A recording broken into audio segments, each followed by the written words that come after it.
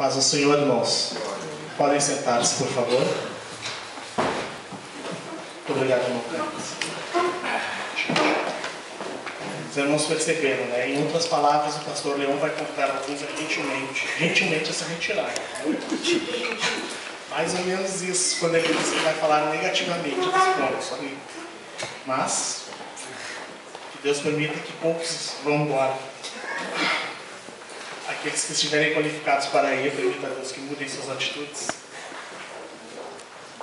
para que nós vivamos uma comunhão como Cristo deseja. Muito obrigado, queridos. Deus te abençoe. Muito bem, queridos irmãos, continuando a série que estamos em Atos dos Apóstolos, nós vamos ver hoje o capítulo 16 de Atos. Então eu convido os irmãos que abram suas Bíblias neste capítulo, conforme escreveu Lucas, Atos dos Apóstolos, capítulo 16.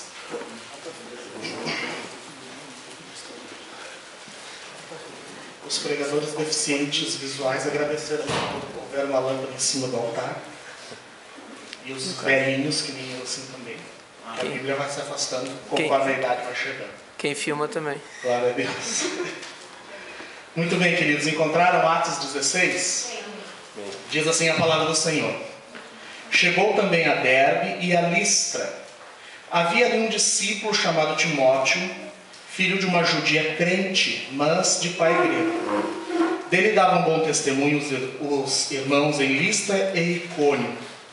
Quis Paulo que ele fosse em sua companhia, e por isso circuncidou-o, por causa dos judeus daqueles lugares, pois todos sabiam que seu pai era grego. Ao passar pelas cidades, entregavam os irmãos para que observassem as decisões tomadas pelos apóstolos e presbíteros de Jerusalém. Assim, as igrejas eram fortalecidas na fé e dia a dia aumentavam em número.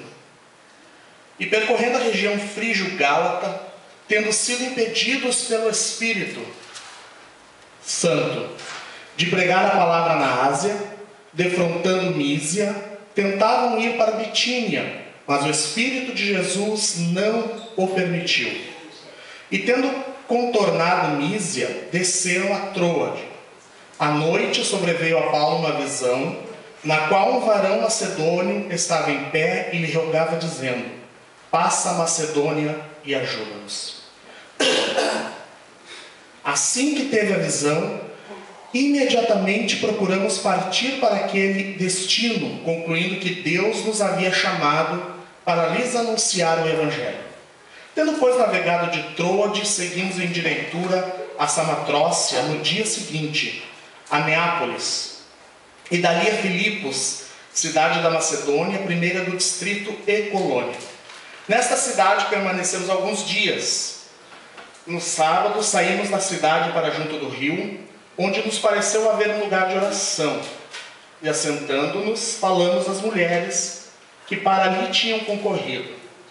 Certa mulher chamada Lídia, da cidade de Tiatira, vendedora de púrpura, temente a Deus, nos escutava. O Senhor lhe abriu o coração para entender as coisas que Paulo dizia.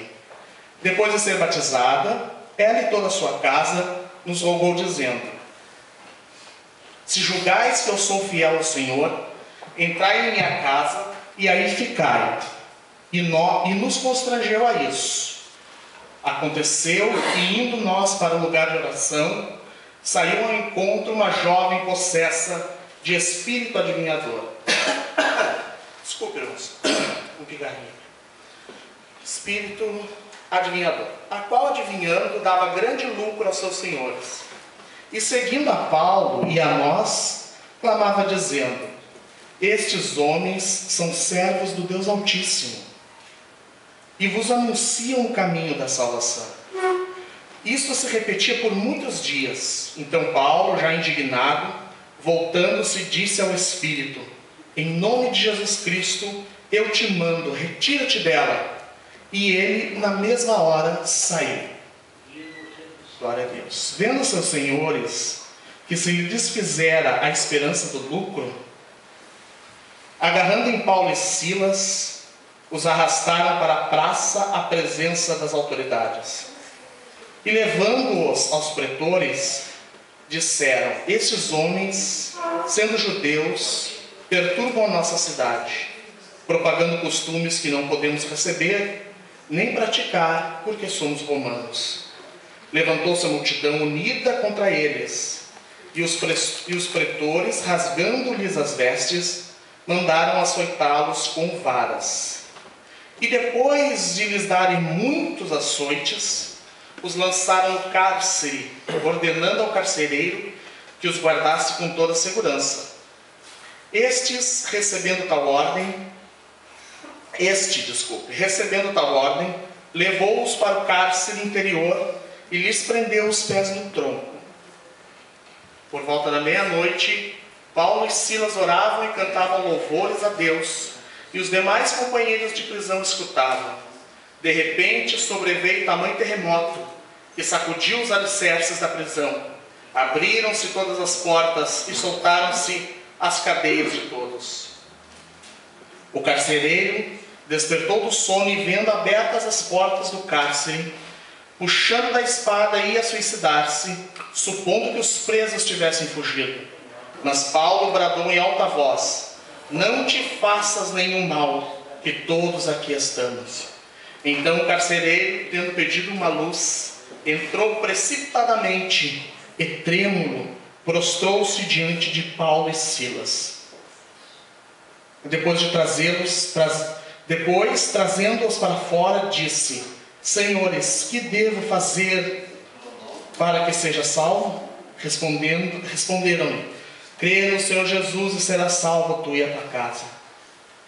E lhe pregaram a palavra de Deus, e todos os de sua casa. Naquela mesma hora da noite, cuidando deles, lavou-lhes os vergões dos açoites. A seguir foi ele batizado e todos os seus. Então, levando-os para a sua própria casa, lhes pôs à mesa. E com todos os seus manifestava grande alegria por terem crido em Deus. Quando amanheceu, os pretores enviaram oficiais de justiça com a seguinte ordem: põe aqueles homens em liberdade. Então o carcereiro comunicou a Paulo estas palavras. Os pretores ordenaram que fossem expostos em liberdade. Agora, pois, saí e ide em paz. Paulo, porém, lhes replicou: sem ter havido processo formal contra nós, nos açoitaram publicamente e nos recolheram ao cárcere, sendo nós cidadãos romanos. Querem agora as ocultas lançar-nos fora? Não será assim. Pelo contrário, venham eles e pessoalmente nos ponham em liberdade. Os oficiais de justiça comunicaram isso aos pretores, e estes ficaram possuídos de temor quando souberam que se tratava de cidadãos romanos. Então foram ter com eles e lhes pediram desculpas, e relaxando-lhes a prisão, rogaram que se retirassem da cidade. Tendo-se retirado do cárcere, dirigiram-se para a casa de Lídia, e vendo os irmãos, os confortaram. Então partiram. Vamos orar mais uma vez, irmãos? Senhor, nosso Deus e Pai, oramos pela tua misericórdia, pelo teu amor, pela tua graça, Senhor, e pela unção do teu Espírito Santo. Que acontecimentos extraordinários acabamos de ler, Senhor. Que o teu Espírito Santo possa imprimir verdades espirituais profundas em nossos corações. Que nós possamos, Senhor, tirar desse texto aquilo que o teu Espírito Santo quer comunicar a nós. Ajuda-nos, Senhor, porque somos dependentes de Ti. Alimenta-nos, Senhor, porque a Tua palavra é o nosso pão.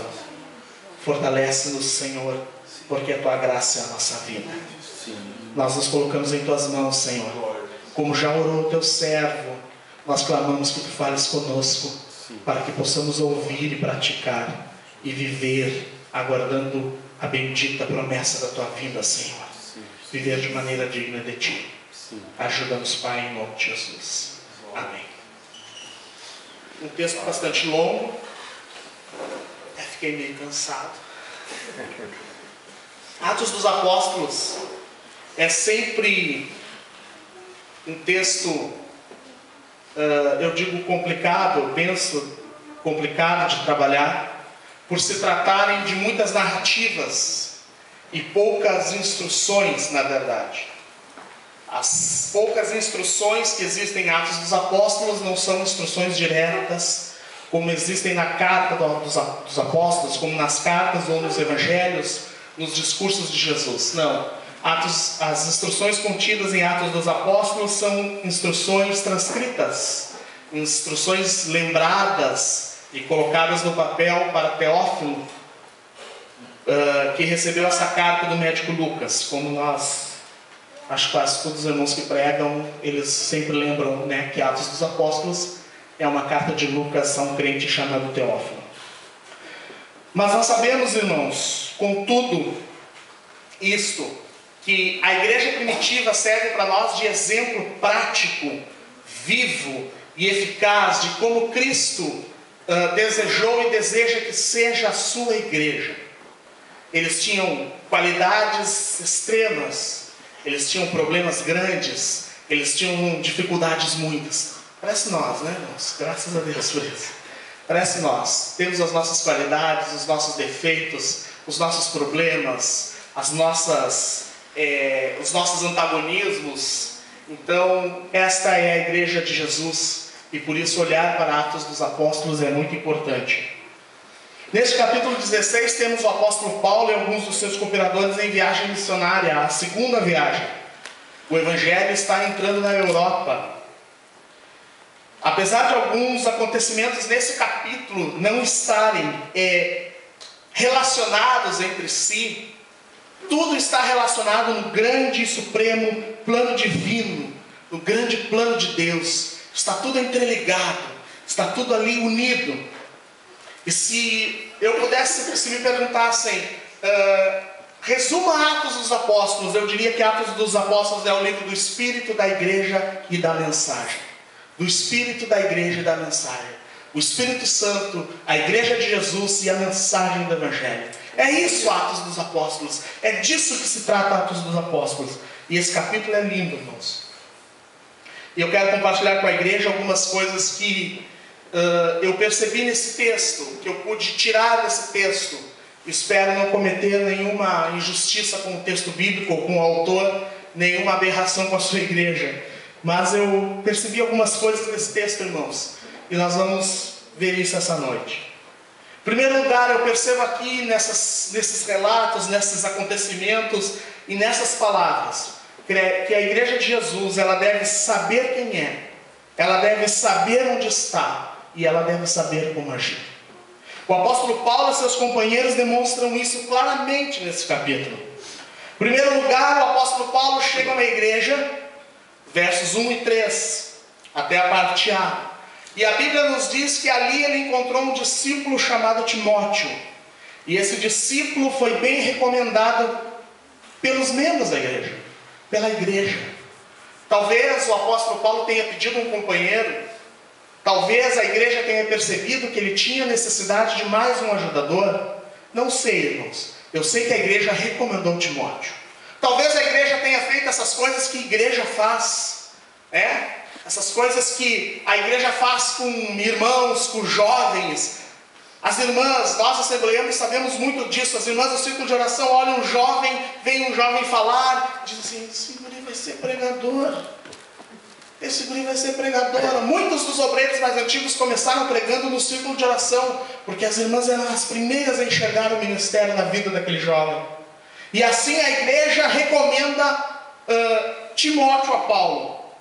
Timóteo chega naquela igreja e o apóstolo Paulo demonstra respeito pela igreja local.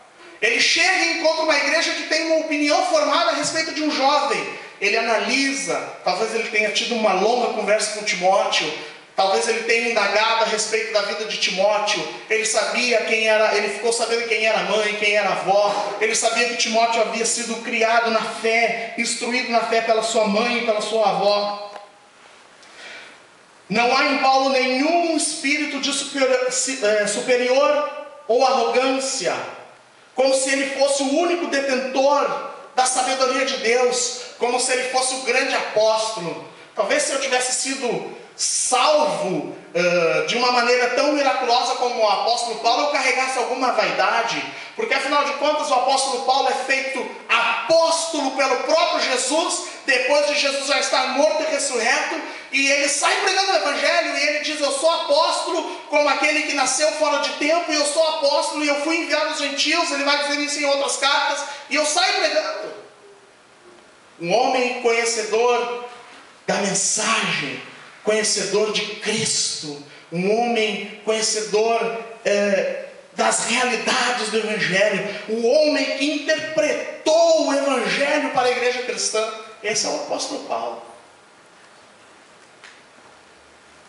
Mas ele vê naquela igreja uma igreja que tinha sabedoria. Muitas vezes nós desrespeitamos a inteligência da igreja. Nós vemos muitos líderes desrespeitando a inteligência da igreja. O apóstolo Paulo não é um homem que ele passa no meio da sua igreja para que as pessoas toquem nele, para receber algum tipo de unção especial. O apóstolo Paulo nunca faria, como nós temos visto aí na internet, cuspir nas pessoas como se fosse superior. Vamos, a coisa está ficando nojenta, relaxamento. Eu vou lá receber um cuspe abençoado do apóstolo. Eles, irmãos, isso não é nem heresia mais, já é loucura. Já é loucura. Tinha que ser internado, um homem desse tinha que ser internado. Mas o apóstolo Paulo não tem isso. A igreja de Jesus é o seu corpo, Cristo é o cabeça da igreja, Cristo é o que conduz a igreja. O apóstolo Paulo percebe isso. A verdadeira noiva de Cristo sabe ter discernimento. E o apóstolo João deixa isso claro na sua primeira carta, no capítulo 4, no versículo 1, quando ele diz assim: amados, não creiais a todo o Espírito, mas provai se os Espíritos são de Deus. O apóstolo João está dizendo isso à igreja, aos membros, a todos nós: provai os Espíritos. Ele não está dizendo: olha, presbíteros, vocês vejam, viu, vocês façam uma seleção. Não, ele diz para a igreja. Porque já muitos falsos profetas se têm levantado no mundo. Interessante. A igreja de Cristo é dotada do seu Espírito Santo. Nós, e eu digo nós, eu sempre me incluo muitas vezes, irmãos, nós relegamos ser templo do Espírito Santo a uma coisa qualquer, a uma coisa de pouco valor.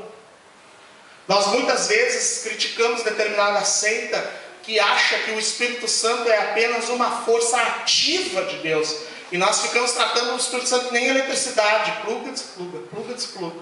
Não, irmãos. O Espírito Santo é a terceira pessoa da Santíssima Trindade, é Deus em nós. Amém. Bendito e louvado é o nome do Senhor.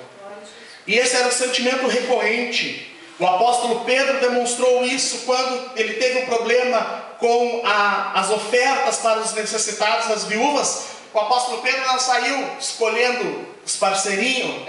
Esse aí, Gabriel é meio polêmico, não vou botar de diácono, vai dar problema com os judeus. O Leão é um cara mais pacificador. Não. Chamou a igreja e disse: olha, vocês escolham homens cheios do Espírito Santo, homens sábios, homens preparados para fazer esse serviço de coletar e distribuir. Nós já vimos isso, já foi tratado. O apóstolo Paulo foi convencido pelo testemunho da igreja de que Timóteo lhe seria útil. Gabriel, lê para nós Filipenses capítulo 2, versículos 1 a 4, por favor. Esse é o sentimento que deve haver na igreja. Nós somos um corpo, nós somos uma família. Não há ninguém melhor. Aleluia. Não há ninguém melhor. Fulano prega mais. E daí? E daí? 1 a 4, por favor. 2, 1 a 4. Portanto, se há algum conforto em Cristo, se alguma consolação de amor, se alguma comunhão no Espírito, se alguns entranháveis afetos e compaixões, Completai o meu gozo, para que sintais o mesmo, tendo o mesmo amor, o mesmo ânimo, sentindo uma mesma coisa. Nada façais por contenda ou por vanglória, mas por humildade. Cada um considere os outros superiores a si mesmo. Não atente cada um para o que é propriamente seu, mas cada qual também para o que é dos outros. Irmãos, eu não estou aqui essa noite numa postura de dizer que essas coisas são fáceis de fazer. Considerar o outro melhor do que a nós mesmos. Irmãos, por favor. Não, nós não consideramos nem o time do outro melhor que o nosso time. Quem dirá as qualidades do outro. Mas é isso que o Senhor Jesus está pedindo à sua igreja. E é isso que ele está demonstrando aqui. O apóstolo Paulo chega lá, os irmãos aconselham ele e ele acata. Porque aquela é a igreja do Senhor. Aleluia. Na circuncisão de Timóteo, no versículo 3, o apóstolo Paulo mostra isso. E não só o apóstolo Paulo, mas o próprio Timóteo demonstra saber quem ele é, saber onde ele está e saber como agir. Porque Timóteo se deixa circuncidar. Timóteo poderia chegar para Paulo e dizer assim: eu não vou me circuncidar, eu vivi como um cristão até agora, a igreja deu bom testemunho de mim, sem me circuncidar, eu não vou me circuncidar. Não, o apóstolo Paulo quis circuncidar, Timóteo deixou circuncidar. E o mais peculiar aqui, irmãos, é que o apóstolo Paulo estava em posse de uma carta dos presbíteros e dos apóstolos de Jerusalém, dizendo aos crentes gentios que eles não precisavam se circuncidar. A primeira coisa que o apóstolo Paulo chega lá e faz é circuncidar um obreiro. Mas que incoerência! Não, irmãos, sabedoria. Porque o Timóteo era meio judeu e meio grego. E o apóstolo Paulo queria ter acesso não só aos gentios daquele lugar, mas ele queria ter acesso também aos judeus, porque ali havia uma grande colônia. Muitos missiólogos chamariam isso de missão transcultural, né? Chegar e se adaptar ao lugar. Missão transcultural, sabedoria. Só não vou dizer esperteza, que eu não gosto da palavra esperteza. Inteligência, discernimento, visão espiritual, bom senso.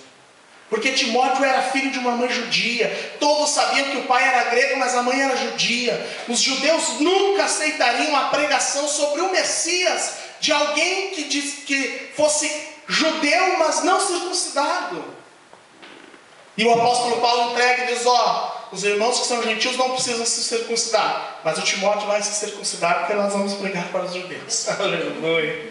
1 Coríntios, capítulo 9, versículo 16, diz assim: porque se anuncia o evangelho, esse é o apóstolo Paulo dizendo aos coríntios: não tenho que me gloriar, não tenho de que me gloriar, pois me é imposta essa obrigação.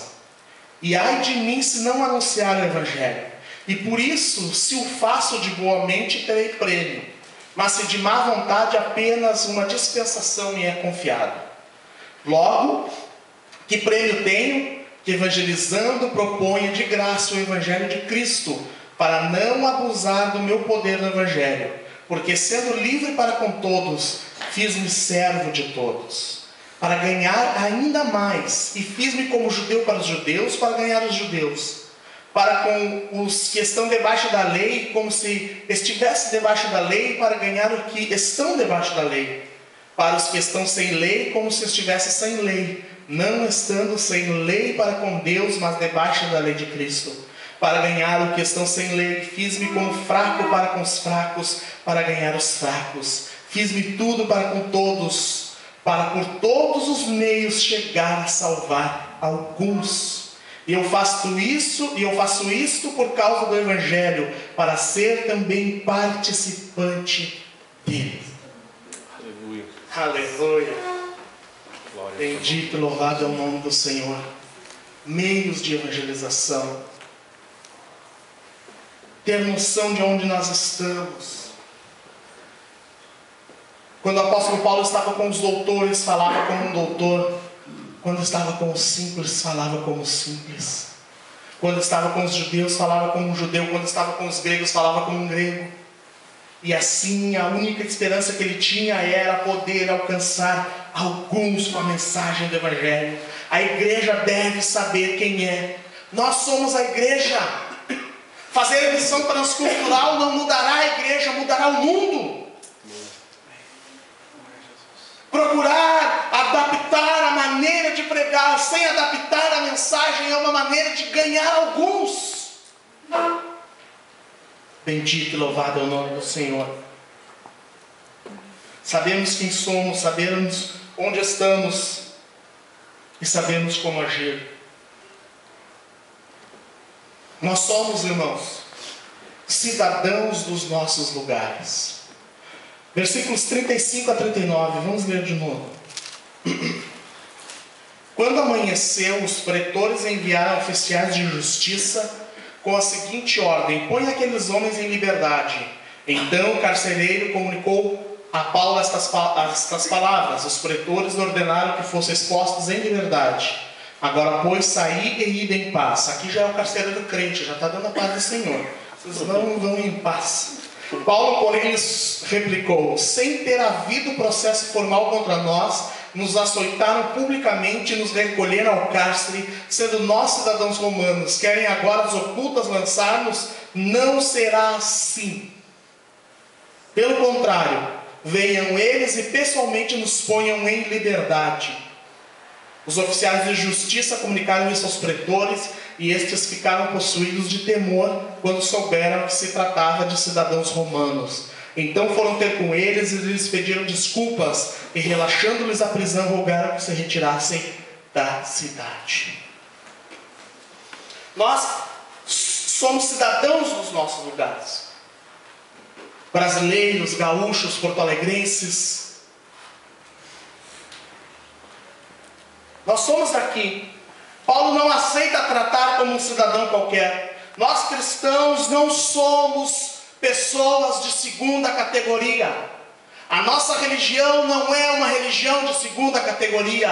A nossa fé não é uma fé de segunda categoria. Nós somos pessoas, nós somos cidadãos dos nossos lugares. O apóstolo Paulo estava numa colônia romana. Ele era romano e a lei havia sido desrespeitada. Paulo não pegou seus pergaminhos, colocou embaixo do braço e disse: "Manos, olha que sorte, eles vão nos deixar em liberdade." Não. Não será assim. Imagine, irmãos, que problemas o apóstolo Paulo teria deixado para a igreja de Filipos se ele tivesse agido dessa forma. As autoridades iam poder achar que podiam fazer qualquer coisa com os cristãos, e não era assim. Bendito e louvado é o nome do Senhor. Nós podemos exercer, irmãos, qualquer atividade da esfera civil. Não só podemos, como devemos. Se ela estiver dentro da lei e se ela respeitar a lei do Senhor, nós podemos exercer. Hoje em dia se bate muito na tal da bancada evangélica. Eu bato na qualidade, mas o fato de existir uma bancada evangélica não é um mal em si, irmãos. O problema é que a nossa é muito ruim, mas isso é outra coisa. Ter representantes que pensem como nós, creiam como nós. Nós temos um senador lá que eu gosto muito, eu não vou dizer o nome dele, mas é um senador que eu gosto muito, que ele fala veementemente e ele sempre injeta um textinho bíblico ali. Ele sempre, o Senhor, e eu vi uma fala dele muito severa, falando que Deus trará juízo à nossa nação pelo procedimento corrupto disseminado na própria população. Então, irmãos, nós somos cidadãos. Nós podemos exercer tudo aquilo que o Senhor nos permitir exercer. Se formos lixeiros, sejamos os melhores. Se formos presidentes, sejamos os melhores. Se formos juízes, sejamos os melhores. Advogados, médicos, porteiros, vigilantes, bancários. Não importa, irmãos. Sejamos cidadãos dos nossos lugares. Enquanto estamos aqui, somos cidadãos dos nossos lugares. Categoria. Bendito e louvado é o nome do Senhor. Então a igreja deve saber quem é, a igreja deve saber onde está, e a igreja deve saber como agir. A igreja tem uma mensagem abrangente. É o segundo ponto que eu enxergo aqui, irmãos.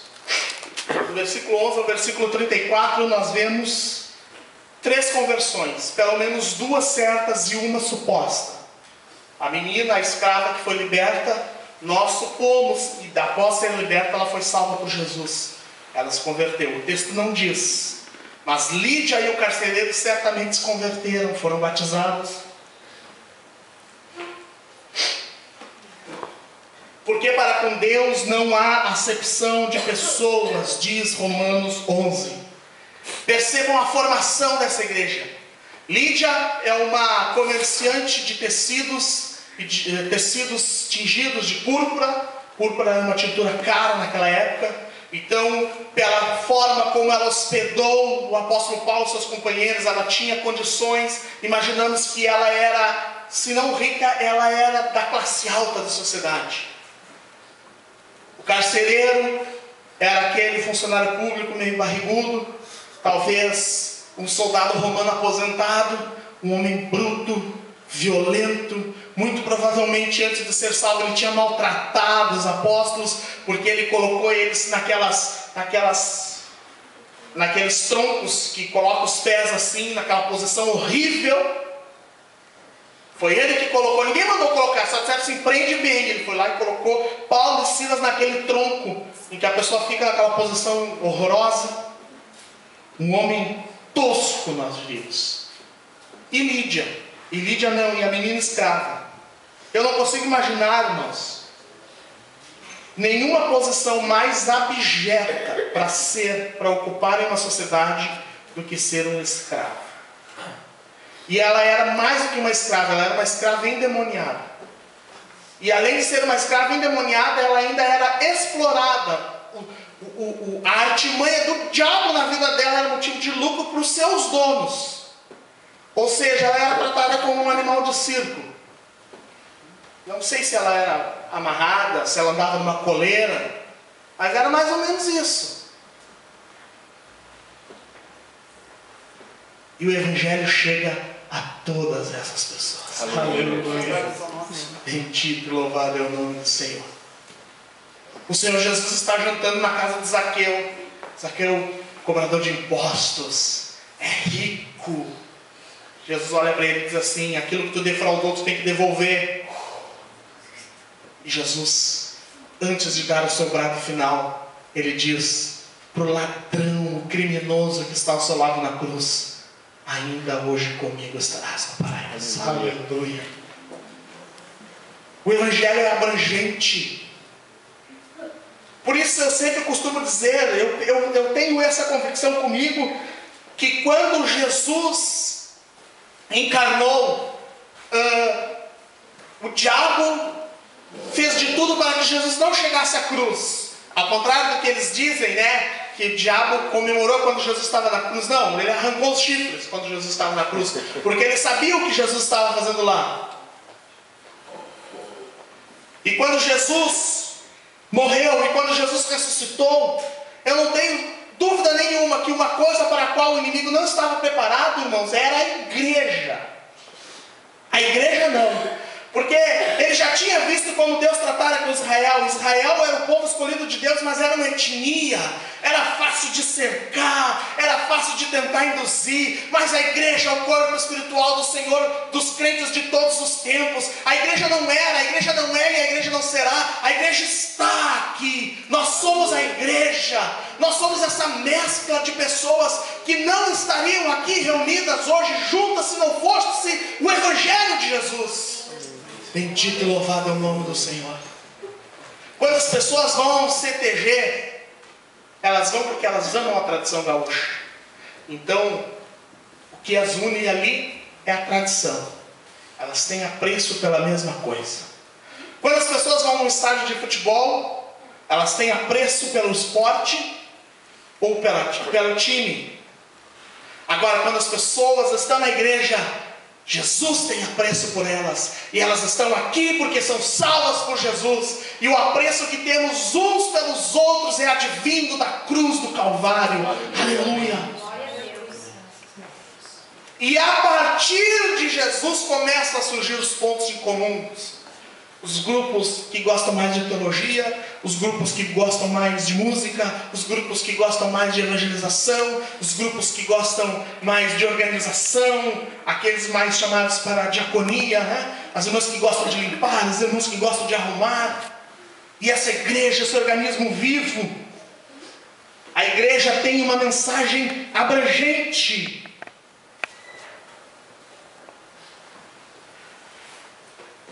Como perguntou o Senhor para Pedro, quando Pedro viu o lençol, Pedro disse: Senhor, eu não posso, nunca coloquei nada imundo na minha boca. E o Senhor disse: você está tornando imundo o que Deus santificou? Não, Senhor, longe de mim.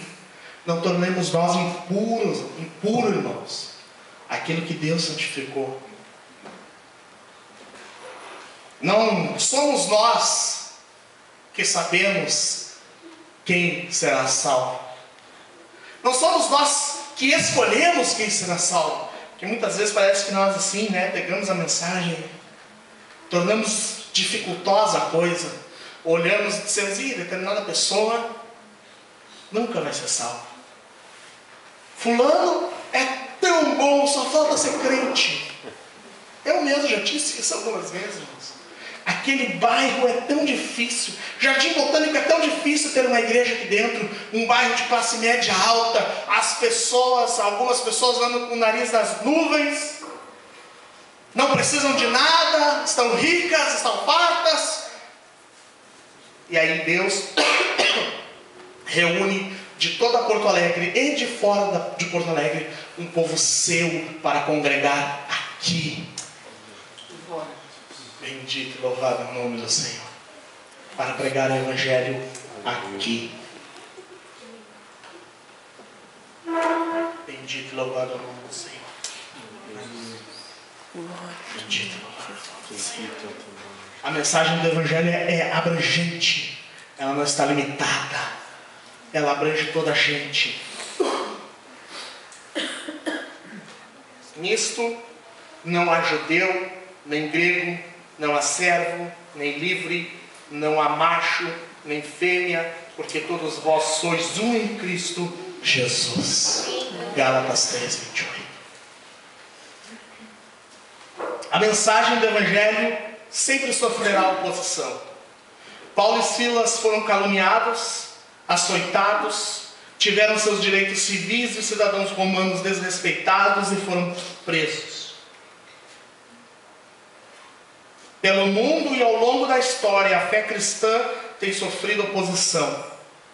Oposição ideológica, oposição política, oposição moral, oposição legal e oposição física. Nos prendem, nos humilham, nos batem, nos torturam e nos matam pelo mundo. Mas Jesus disse que nós seríamos enviados como ovelhas para o meio de lobos. E que no mundo nós teríamos aflição, mas que Ele estaria conosco todos os dias até a consumação dos séculos. O salmista disse: ainda que eu ande pelo vale da sombra da morte, não temerei mal algum, porque Tu estás comigo. Bendito e louvado é o nome do Senhor. Sempre haverá oposição ao Evangelho. Mesmo em um país livre como o nosso, há oposição ao Evangelho. Oposição natural e oposição espiritual. Aquela menina endemoniada saiu atrás dos apóstolos clamando que eles eram servos do Deus Altíssimo e que eles anunciavam o caminho da salvação, isso por vários dias. Talvez nós ficássemos felizes. Falei, até o demônio reconhece que eu sou um homem de Deus. Uma hora o apóstolo Paulo se indignou e disse: sai. Porque o diabo quer fazer isso mesmo. Ele quer se colar. Ele quer enganar as pessoas fazendo parecer que as suas obras são o Evangelho. Por isso que templos onde existem réplicas de arcas, aonde eles jogam pedras em bonecos de gigantes que representam Golias. Irmãos, a coisa está ficando ridícula.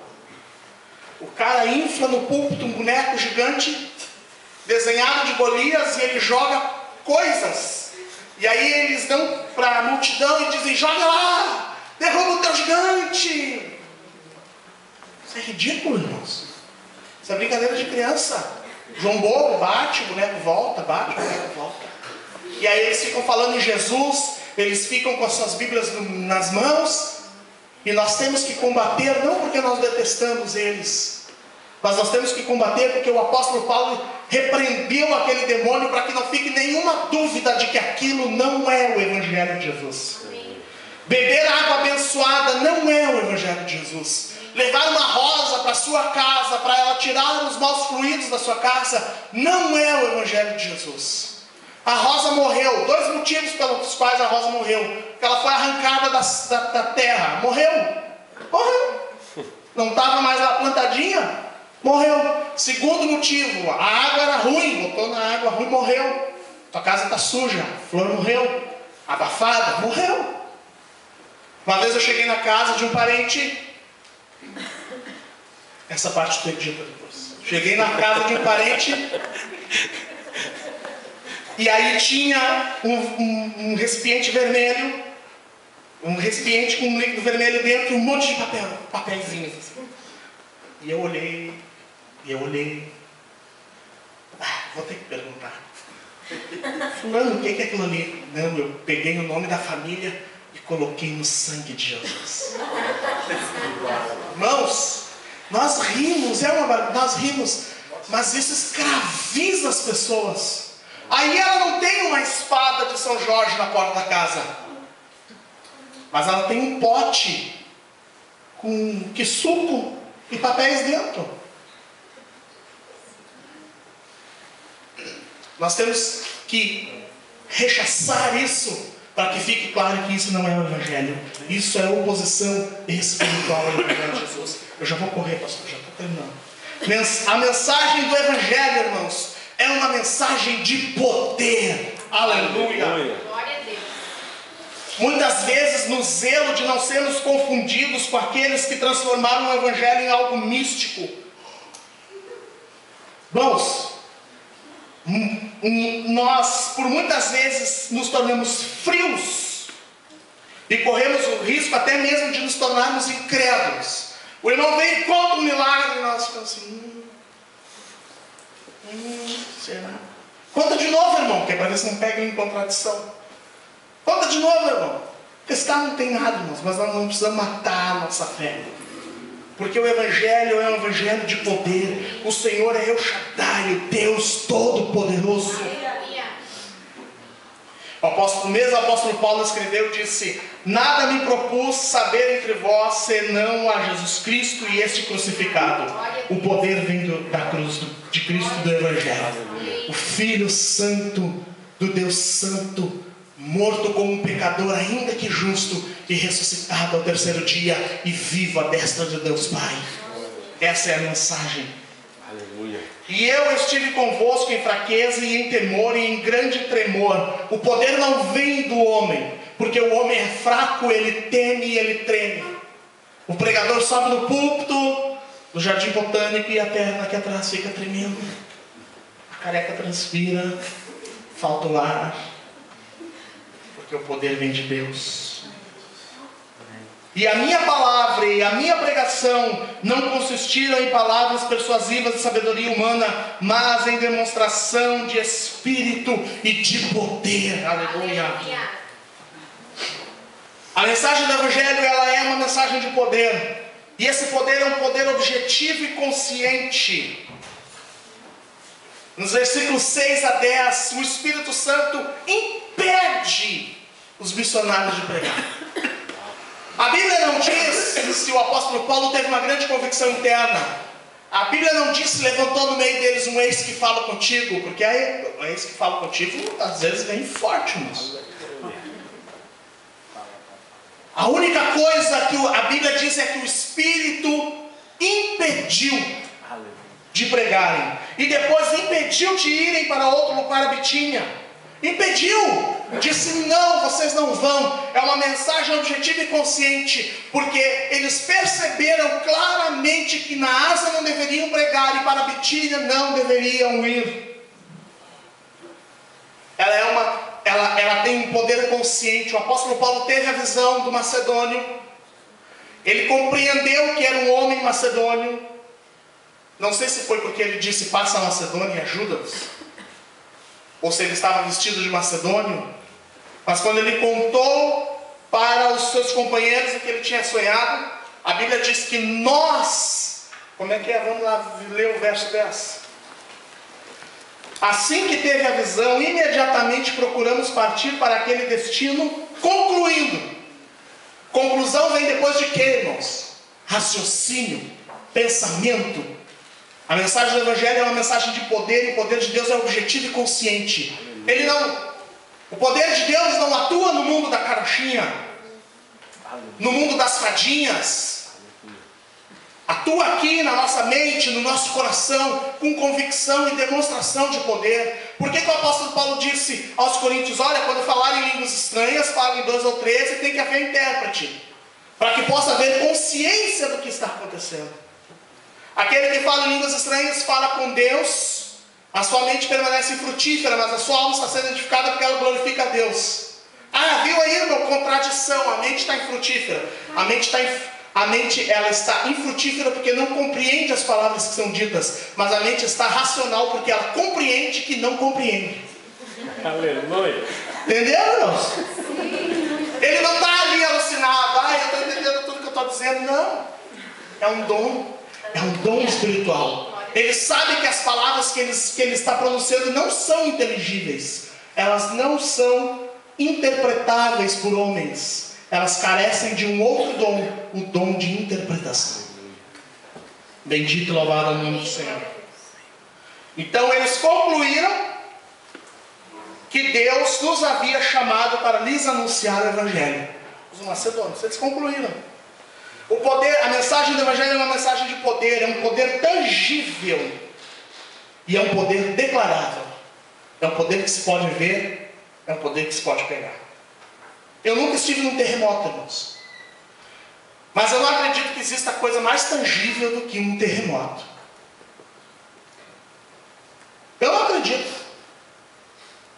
Quando Paulo e Silas estavam, até o hino do Júnior, aquele que diz, né? Paulo e Silas estavam atrás da cortina de ferro, desafiando o império em forma de uma canção. Essa é velho, né? Os mais jovens não lembram desse hino. A Bíblia diz que sobreveio um tremendo terremoto e libertou a todos. Se um terremoto que liberta prisioneiros e prisioneiros que não fogem, não for tangível, irmãos, eu não sei o que é tangível para você. Bendito e louvado é o nome do Senhor. O ministério de Jesus foi repleto de milagres. A experiência do povo de Israel no deserto foi repleta de milagres.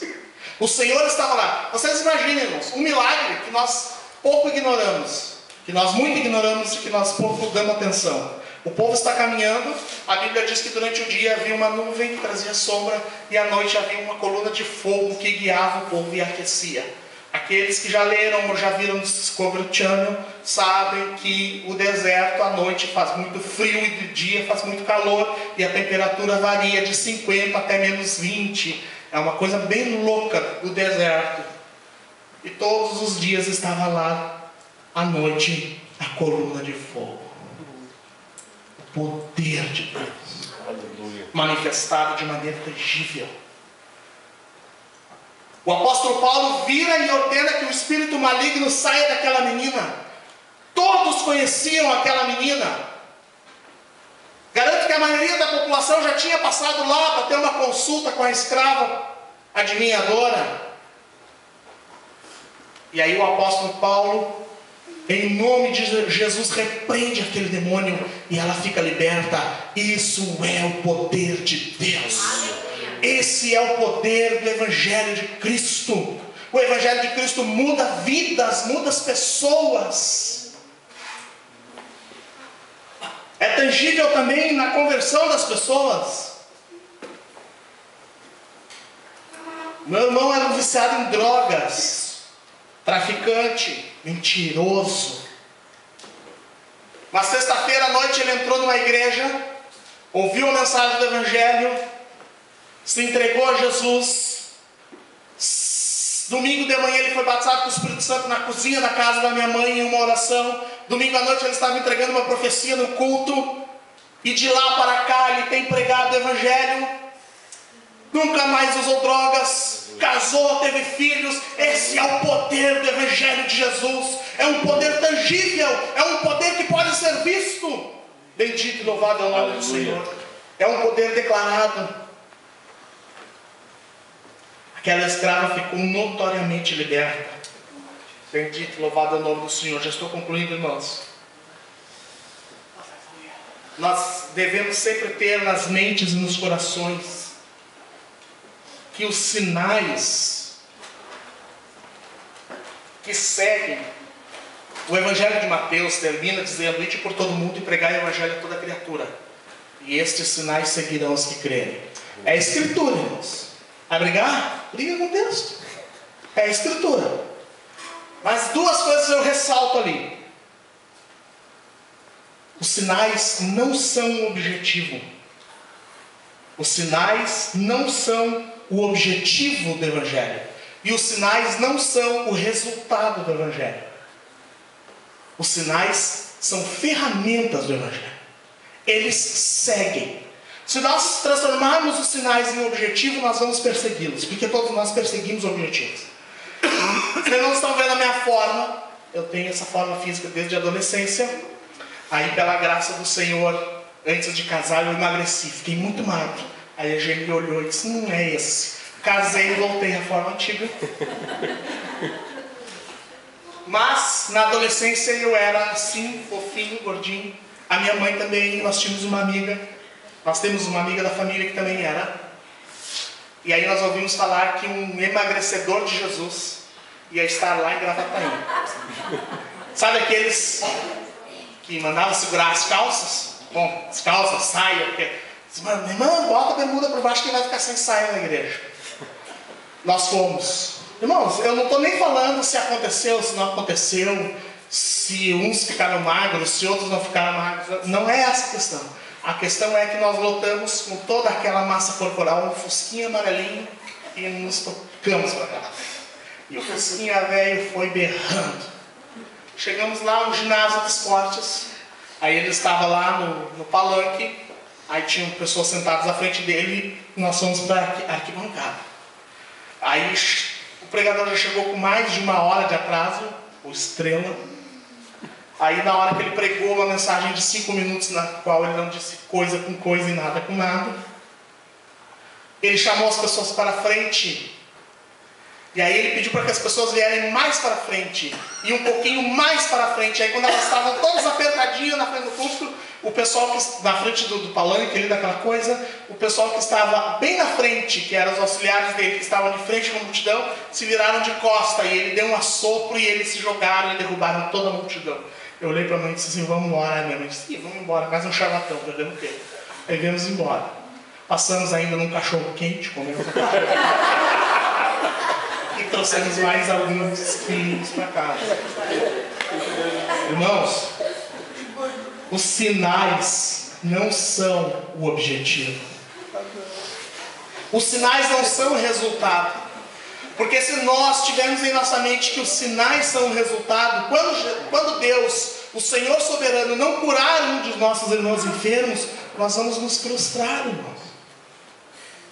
E aí, o profeta Eliseu, diz a Bíblia, Eliseu morreu da doença de que morreu. O texto bíblico no Velho Testamento ele tem umas formatações esquisitas, né?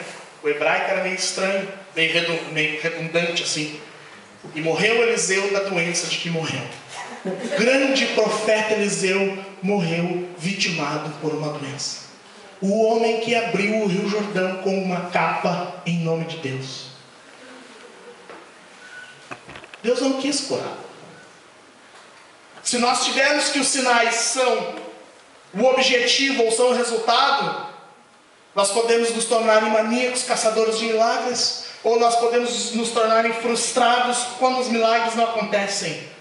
Os sinais seguem, eles são ferramentas do Espírito Santo para glorificar a Deus e apontar para Cristo. Aleluia, bendito, louvado o nome do Senhor. Eu encerro dizendo, irmãos, que nada pode ser comparado a servir a Cristo. O Evangelho fortalece a fé e floresce a igreja. No versículo 5, a Bíblia diz que o apóstolo Paulo passava nas igrejas entregando a resolução de Jerusalém, e os irmãos eram fortalecidos da fé e a igreja crescia em números. Há uma alegria inexplicável em Deus ao servi-lo. Paulo e Silas, machucados, presos, humilhados, oravam e cantavam ao Senhor. Aleluia. Oravam e cantavam, Senhor. Nada pode ser comparado a servir a Cristo. O Evangelho traz conforto. No versículo 40, a Bíblia diz que ao verem o apóstolo Paulo e Silas libertos da prisão, eles foram confortados por estes. Aqueles que estavam presos foram confortados. Bendito e louvado é o nome do Senhor. Vamos ficar de pé, irmãos. Vou pedir ao pastor que faça essa oração.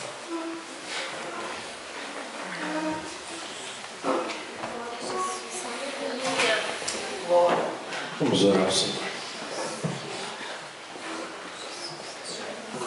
Eu convidar você a se juntar à sua família, a um amigo. Nós vamos orar ao Senhor. Vamos orar uns pelos outros, uns com os outros. Gabriel, vem aqui. Sarquel não está aí? Está orando junto contigo. De 2 a 2, de 3 a 3. A igreja, uma igreja consciente, uma igreja intencional, que sabe o que está fazendo, sabe para onde vai, tem propósito. Coisa linda de Deus ouvimos o que nós ouvimos aqui essa noite. Vamos pedir que Deus nos ajude a vivermos nessa verdade, nessa realidade. Não aceite a viver menos do que isso. Se nós não conseguimos pôr em prática tudo que Deus tem nos trazido nos domingos que nós estamos ouvindo aqui, tudo isso vai servir para juízo. Que coisa terrível será. Ore por alguém que está do seu lado, ore junto com ele e peça a Deus, me ajude. Me ajude a viver, a ser igreja. Me ajude a ser isso. Pai eterno, em nome de Jesus, nós nos humilhamos diante de Ti, Senhor. Temos aprendido, Senhor, com a igreja de Atos dos Apóstolos, tantas coisas, Senhor. De domingo a domingo Tu tem ministrado o nosso coração. Eu rogo, Senhor, eu intercedo pela vida do Gabriel, que aqui está do meu lado. Peço a Ti, Senhor, que Teu Espírito ajude a ele, a sua família, Senhor, a viver, Senhor, verdadeiramente a Tua vontade, Senhor, como ela é estendida e revelada nas Escrituras Sagradas. Pai Celestial, no nome de Jesus, que apesar, a Deus, das oposições, apesar, a Deus, das contradições que podem vir sobre o Gabriel e sua família, que Tu ajude o Gabriel e a sua família a Deus, a comunicar o Teu Evangelho, Senhor. Dá-lhe sabedoria e entendimento, Senhor, para que em determinadas circunstâncias ou momentos diferentes, ele possa, Senhor, com sabedoria e inteligência, comunicar o Teu Evangelho, Senhor, com sabedoria, com graça, com poder. Usa o Teu Filho, Senhor, com poder, porque nós ouvimos aqui essa noite, Senhor, que o Evangelho é o poder de Deus, ó Deus. Instrumentaliza a vida do Gabriel, o Raquel, o João, Senhor. Usa-os na Tua mão, Senhor. Aleluia. Ó Deus, nós pedimos a Ti, Senhor, venha dinamizar a cada um que está aqui essa noite. Venha dinamizar essa igreja, Espírito Santo. Venha dinamizar, Senhor, a cada um que aqui está, Senhor. Venha, Senhor, encher-nos com Teu Espírito, Senhor. Venha nos dar coragem, vida, poder, autoridade para vencermos o medo, a covardia, a timidez, Senhor. quantos ao nosso redor, Senhor, quantas famílias estão sendo dizimadas, destruídas, quantas pessoas em nossa cidade, Senhor, neste bairro, ó Deus, estão distantes de Deus, escravizados, ó Deus, numa vida de pecado, de violência, de drogadição, de